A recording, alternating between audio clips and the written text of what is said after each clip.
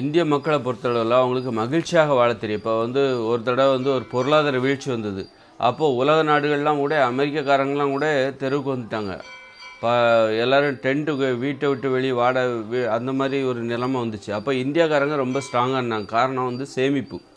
அப்போ இந்தியாக்காரங்களை பற்றி எல்லோரும் புகழ்ந்தாங்க.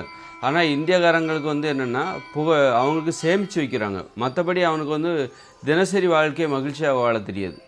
ஒரு ஒரு வார கடைசியை எப்படி மகிழ்ச்சியாக மாற்றுவது என்பது தெரியாது. வார கடைசியில் டிவி முன்னாடி படுத்து கிடப்பாங்க, மற்ற நாள் வேலைக்கு போவாங்க.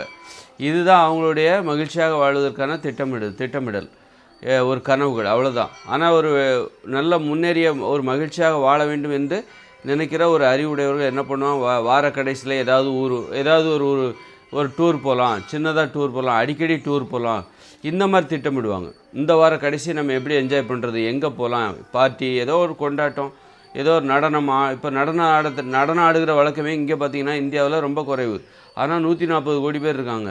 பொதுவாக அமெரிக்கா அல்லது ஃப்ரான்ஸ் அங்கே பார்த்திங்கன்னா அவங்க 30 கோடி 20 கோடி தான் இருக்காங்க. ஆனால் அவங்க நடனம் ஆடுவாங்க. அப்படின்னா என்ன அர்த்தம், மகிழ்ச்சியாக வாழ்கிறாங்கன்னு அர்த்தம்.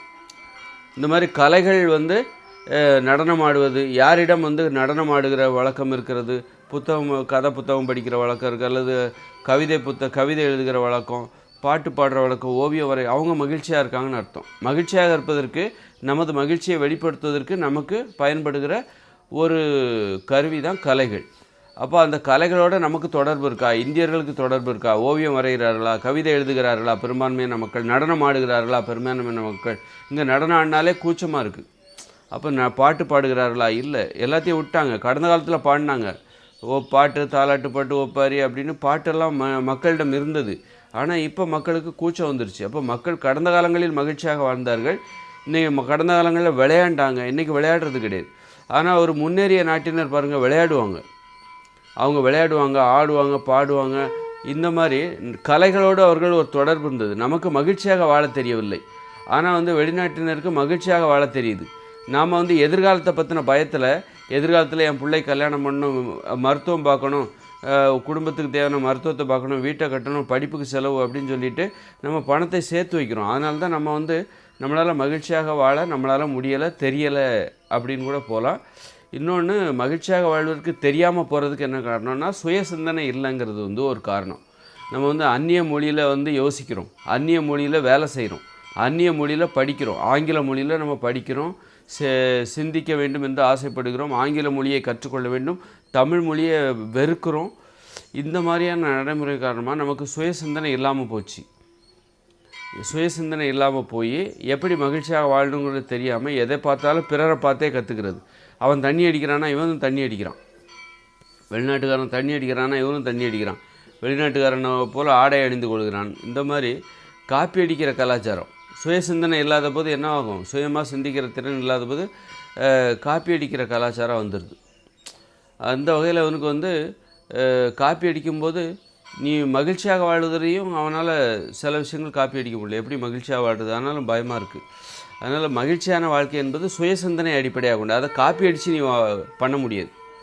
மகிழ்ச்சியாக வாழ்வது என்பது மற்றவங்கள காப்பி அடித்து பண்ண முடியாது, மற்றவங்கள காப்பி அடித்து காதலிக்க முடியாது. இப்போ சுய சிந்தனை இருந்ததுன்னா நீ காதலிச்சிருப்ப. இங்கே காதலுக்கு பாலியல் உறவில் ஒரு சுதந்திரம் இருந்திருக்கும்.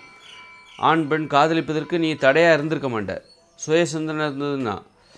ஆனால் நீ வந்து இந்த மாதிரி எல்லாத்தையும் காப்பி அடிக்கும்போது உனக்கு கூச்சம் வந்துடுது. இது யாரோ பார்த்து தான் நம்ம பண்ணுறோம், அப்போ நமக்கு ஒரு கூச்சம் வந்துடும். யாரோ பார்த்து நம்ம டான்ஸ் ஆடுறத விட டான்ஸ் எதற்காக ஆட வேண்டும் என்பதை உணர்ந்தாலே எல்லோரும் ஆட ஆரம்பிச்சிருவான். இல்லை அவன் ஆடுறான் இவன் ஆடுறான், நம்மளும் அதை பார்த்து ஆடணும் அப்படின்னா உனக்கு அந்த ஆடணுங்கிற அந்த எண்ணம் வந்து ஆர்வங்கிறது உணர்வுபூர்வமானது கிடையாது. யாரையோ பார்த்து தான் நீ பண்ணுற, யாரையோ பார்த்து தான் காப்பி அடிக்கிற. நீயா படிச்சுட்டு வந்து பரிசு எழுதுறதுக்கும் யாரையோ பார்த்து பரிசு எழுதுறதுக்கும் உள்ள வித்தியாசம் இருக்குது.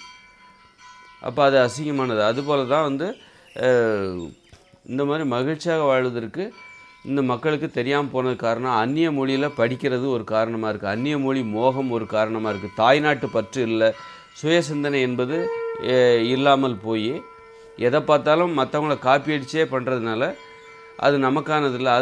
அதில் ஒரு சிலர் காப்பி அடிப்பாங்க, நிறைய பேர் காப்பி அடிக்க தெரியாதுன்றதுனால அவங்க என்ன பண்ணுறாங்க, அவங்க வந்து இப்போ சிலர் வந்து டான்ஸ் ஆடுறத காப்பி அடிக்கிறாங்க. இங்கே டான்ஸ் ஆடுறாங்கன்னா கூட அதை கூட மற்றவங்கள பார்த்து தான், வெளிநாட்டுக்காரங்களை பார்த்து தான் காப்பி அடிக்கிறான். காப்பி அடித்து அவனும் ஆடுறான், அவனும் சரக்கு அடிக்கிறான், அதுபோல் நம்மளும் பண்ணணும். அவனும் காதலிக்கிறான், அதுபோல் நம்மளும் பண்ணணும். எல்லாத்தையும் காப்பி அடித்து தான் பண்ணுறான். அவனும் கோட்டு சூட்டு போட்டிருக்கான், அதுபோல் நம்மளும் பண்ணணும். அவனும் மாமிசத்தை டெய்லி சாப்பிட்றான், அதுபோல் நம்மளும் பண்ணணும்னு சொல்லிட்டு ஒரு காப்பி அடிக்கிறதுக்கு காப்பி அடிக்கிறாங்க. பெரும்பாலானருக்கு காப்பி அடிக்க தெரியல. ஒரு சிலர் காப்பி அடிக்கிறாங்க. அப்போ அவங்க தான் இங்கே வந்து மகிழ்ச்சியான வாழ்க்கைக்கான ஒரு முன்மாதிரியாக இருக்கிறார்கள். சுயமாக சிந்தித்து இங்கே வந்து மகிழ்ச்சியாக வாழ்வது எப்படி என்பது அந்த மாதிரியான அறிவுடையவர்கள் ரொம்ப ரொம்ப சொற்பமாக இருக்காங்க. இப்போ ஒரு சுற்றுலா பயணமாக அது கூட நீ மற்றவங்கள காப்பி அடிக்கிற. வெளிநாட்டுக்காரன் அமெரிக்காக்காரன்லாம் வந்து சுற்றுலா பயணம் போகிறான், அதுபோல் நம்மளும் போகணும் அப்படின்னு தான் நீ காப்பி அடிக்கிற. உனக்கா அது உணர்ந்து நீ போறியா அப்படிங்கிறது இல்லை. அதனால் இந்தியக்காரங்களை பொறுத்தளவில் வந்து ஒரு காப்பி அடிக்கிற கலாச்சாரம், மிமிக்ரி பண்ணுறது, அவங்கள மாதிரி பேசுகிற மாதிரி, ஒரு இன்னொருத்தர் மாதிரி பேசுகிறது மாதிரி தான் இன்னொருத்தர் மாதிரி வாழ்கிறது. வெளிநாட்டுக்காரங்கள மாதிரி இவங்க மிமிக்ரி பண்ணுறாங்க. இவங்களுக்குன்னு ஒரு சொந்த குரல் என்பது இல்லாமல் போய்விட்டது. அதனால் இவங்க வந்து மகிழ்ச்சியாக வாழ்வது கூட பிறரை காப்பி அடிக்கிறார்கள். காப்பி அடிக்கிறது யார்? மற்றபடி நிறைய பேருக்கு காப்பி அடிக்க தெரில. அப்போ இங்கே காப்பி அடிக்கிறவன் தான் மகிழ்ச்சியாக வாழ்வதற்கு முன்மாதிரி வழிகாட்டிகளாக இருக்காங்க. அப்போ நிறைய பேர் வந்து அதை பின்பற்றவும் மாட்டேங்கிறாங்க. ஏன்னா அப்படியெல்லாம் வந்து மகிழ்ச்சியாக வாழ்வது நம்மளாக யோசித்து சுயமாக சிந்தித்து டான்ஸ் ஆடணும், விளையாடணும், ஆடணும், பாடணும், காதலிக்கணும் அப்படிங்கிறது ஒரு உணர்வுபூர்வமான ஒரு புரிதல். நமக்கே அது சுய பொறுப்பு. இது மகிழ்ச்சியாக வாழ்வதற்கு இதுதான் வழின்னு உணர்ந்து பண்ணக்கூடிய விஷயம். அது வந்து யாரையோ பார்த்து தான் நீ கற்றுக்கணும் அப்படிங்கிறது அவசியம் இல்லை. உணர்ந்து பண்ணக்கூடிய விஷயம். ஆனால் அந்த மாதிரியான விஷயங்களில் வந்து நம்ம வந்து சுய சிந்தனை என்பது இல்லாமல் போகிறதுனால நமக்கு தாய்நாட்டு பற்று இல்லை, அந்நிய மொழி மோகம், இதெல்லாம் நமக்கு ஒரு கூச்ச சுபாவத்தை ஏற்படுத்தி விட்டது. காப்பி அடிக்கிற அப்போ வந்து ஒரு சிலர் வந்து பிறரை பார்த்து காப்பி அடித்தாவது மகிழ்ச்சியாக வாழலாம் அப்படின்னு ஒரு சிலர் மட்டும் 140 கோடி இருக்கிற இந்தியாவில் ஒரு 10 கோடி பேர் பிறரை பார்த்து காப்பி அடித்து மகிழ்ச்சியாக வாழ்வதற்கு முயற்சி செய்கிறார்கள். வெளிநாட்டுக்காரங்க மாதிரி உணவு உண்பது, வெளிநாட்டுக்காரர்கள் பேசுகிற மொழியை பேசுவது, அவர்கள் அணிகிற ஆடைகளை அணிவது, அவர்கள் உண்ணுகிற உணவு முறைகளை பின்பற்றுவது, அவர்கள் பேசுகிற மொழியை பேசுவது, அவர்கள் நாட்டுக்கே சென்று விடுவது, இப்படி இதை வந்து ஒரு 10%, இவர்களை பின்பற்றுபவர்கள் ஒரு 10%, மற்றவங்கெல்லாம் வேடிக்கை பார்த்துட்டு இருக்காங்க. இந்த மாதிரி மகிழ்ச்சியாக வாழத் தெரியாதவர்கள். அதற்கு என்ன காரணம்? இந்தியர்கள் அதற்கு என்ன காரணம் அப்படின்னா, இவங்களுக்கு வந்து அந்த அந்நிய மொழி மோகம், ஒரு அடிமை மோகம், ஒரு தன்மான சிந்தனை இல்லை, சுயமரியாதை உணர்வு என்பது இந்தியர்களுக்கு கிடையாது. அதனால் அது பெரும்பான்மையானவர்களுக்கு கிடையாது. அதனால தான் வந்து அந்நிய மொழி மீது ஒரு மோகம் ஏற்படுகிறது, அடிமை மோகம் என்பது ஏற்படுகிறது. இது இந்த வீடியோ